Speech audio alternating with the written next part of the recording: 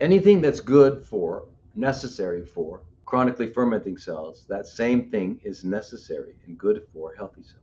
So you really can't eliminate. I mean, I've had, as I've said this many times, I've had people on 41-day water fast. And then when we check their finger stick for glucose, it's normal. Why? Because they're making it or they're breaking down tumor and other things. But your body needs a certain amount of glucose, it needs a certain amount of glutamine, period. So even though both of them, the glutamine and the glucose, are fuels for chronically fermenting cells, they also provide other things. So the glucose performs the carbon backbone for many different kinds of molecules, including fatty acids, cholesterol, etc. And the glutamine provides the nitrogen for amino acids and nucleic acids, that are what DNA and RNA and things like that. All right. So the other thing too, if you go into a ketogenic diet and you get ketotic, we know that these chronically fermenting cells can use glutamine too for fuel. So you'll kind of push them over to the glutamine side and they'll be eating more glutamine. So how do you get rid of both? Well, the only way really, since glutamine's in like everything, the water fast.